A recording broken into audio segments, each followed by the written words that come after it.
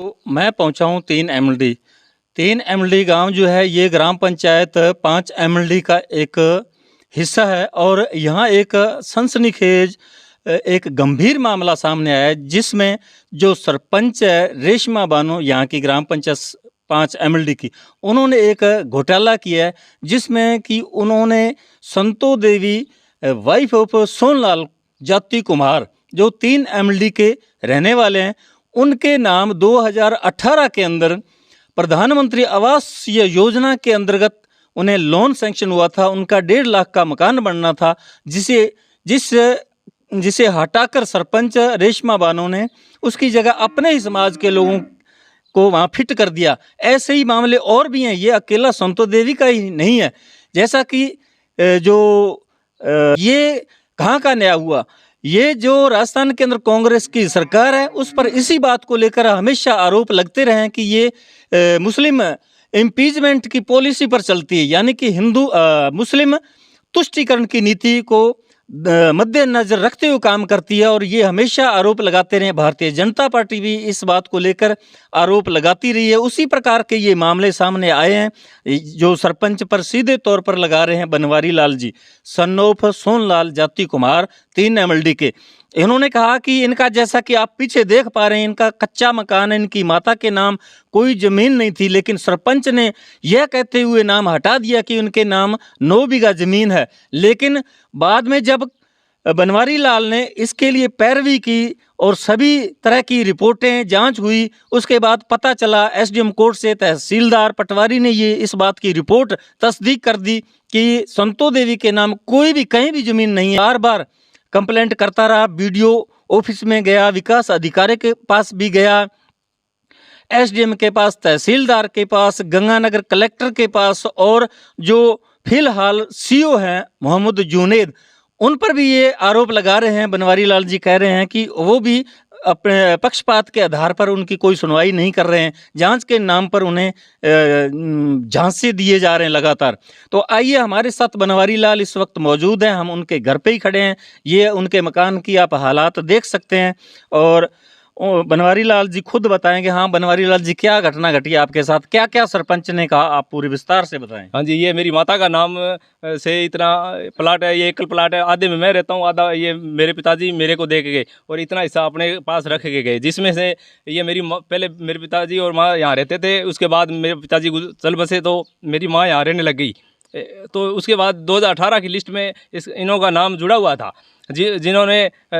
और 200 नंबर पर थी मेरी माँ का नाम लिस्ट के अंदर। उन्होंने अब सरपंच रेशमा बानो और जसमेल सेक्रेटरी ने इन्होंने मिल करके और मेरी माता का नाम फर्जी ज़मीन की रिपोर्ट करके बिना पटवारी और बिना एक रिपोर्ट में जिसमें रेशमा बानो की मोहर लगी हुई है और जसमेल सेक्रेटरी की मोहर लगी हुई है 10 आदमियों के नाम, उसमें मेरी माता का नाम पहले केंद्रीय राज्य द्वारा ला मिला हुआ दिखाकर काट दिया, जबकि न तो कभी भी, और 2015 में मिला हुआ दिखाया, जबकि 2015 में BPL को मिलता था, न तो BPL थी न मिला हुआ है और नई ज़मीन है, क्योंकि भूमिहीन प्रमाण पत्र तहसीलदार ने जारी कर दिया। और आज तक हम बहुत जगह चक्कर लगा लिया, आज तक हमारे को कोई भी इसमें मिला नहीं, अभी तक कोई भी न्याय नहीं मिल रहा है हमारे को। नहीं, जैसा कि आप सरपंच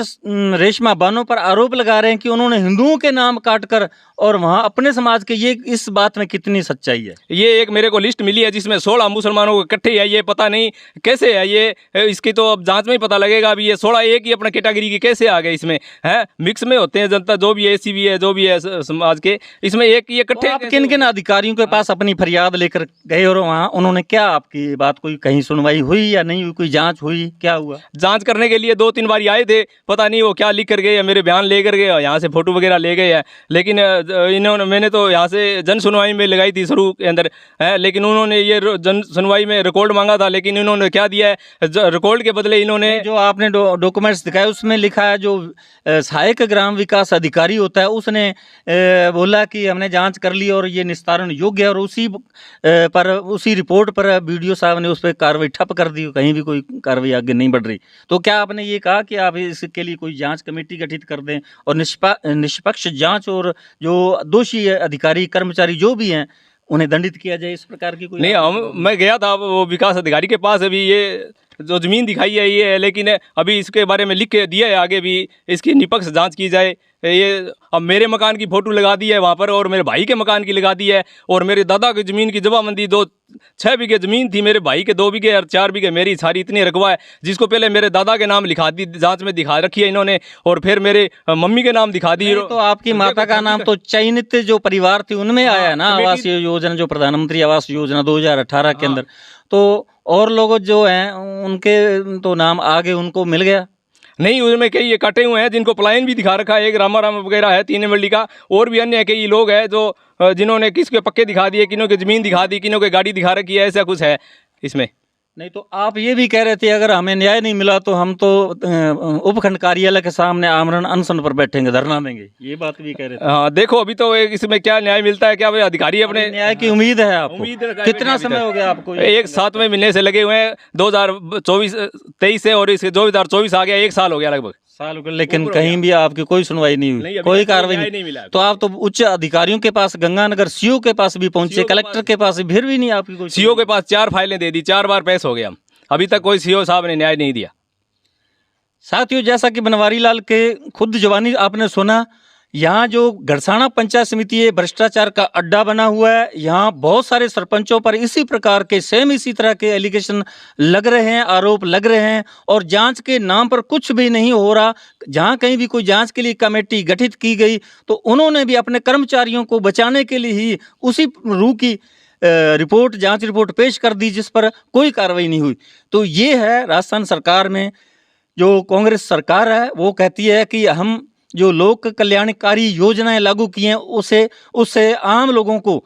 बहुत ही लाभ मिल रहे हैं। अभी महंगाई राहत कैंप भी लगाए गए जिसमें 10 योजनाएं लागू की गई, चिरंजीवी योजना, दुर्घटना बीमा योजना, लेकिन ग्राउंड लेवल पर अगर देखा जाए तो कहीं कुछ भी नहीं है। ये केवल चुनाव को मद्देनजर रखते हुए ये योजनाएं अनाउंस की गई है, लेकिन जमीनी ग्राउंड लेवल पर कुछ नहीं इनमें दिखाई दे रहा। और जो भ्रष्टाचार ये घड़साना पंचायत समिति के अंदर हो रहा है उस पर आज तक कोई कार्रवाई नहीं की जा रही है। तो साथियों, यदि आपने हमारे हिटपिट न्यूज़ टीवी चैनल को सब्सक्राइब नहीं किया तो तुरंत सब्सक्राइब कर लें। आपका बहुत बहुत शुक्रिया, धन्यवाद, राम राम, सत श्री अकाल।